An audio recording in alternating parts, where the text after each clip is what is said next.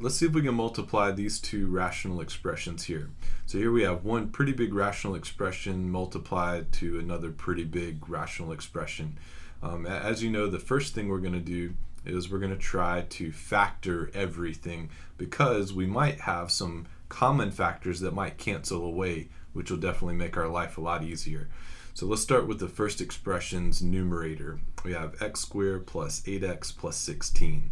That will factor as x plus 4 times x plus 4. Okay, we'll keep those two factors. We'll hold on to those. All right, now the denominator, x squared minus 7x plus 10. That would be x minus 5 times x minus 2. Okay, all right, we'll hold on to those as well. All right, now let's go to the second expression, x squared minus 9x plus 14. That would be x minus 7 times x minus 2. All right, and then lastly, 49 minus x squared, that's actually a difference of squares. That's 7 squared minus x squared. So that would factor as 7 plus x times 7 minus x, since that's again a difference of squares. So I have all these different factors here. So if we multiplied them like this, you'd get all those factors in the numerator and all those factors in the denominator in one giant fraction, and then that would be the product of these two guys. But we're actually going to do something a little better than that. If you remember from our previous video, we said that you can actually what's called cross cancel common factors even if they're not in the same expression.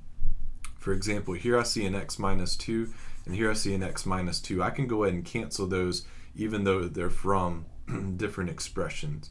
Now here's an x plus 4 and here's an x plus 4, but they wouldn't cancel because they're both in the numerator. One would have to be in the numerator, the other would have to be in the denominator in order to cancel those.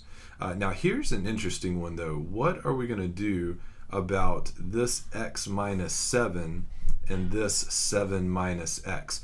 Would they cancel? Are those considered to be the same factor? Well, no, they're not. We actually had a video on this. These are called opposites of each other. X minus 7 and 7 minus x, in some sense, do cancel, but they always leave you with a negative 1, because they'll always be the same numerical value but with opposite sign.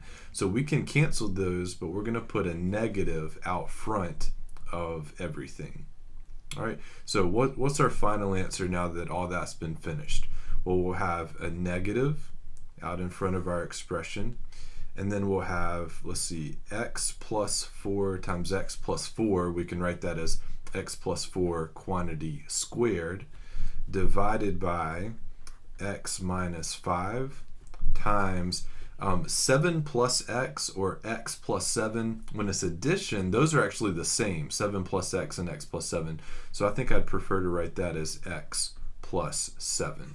So this would be the final answer for the product of those two pretty big rational expressions.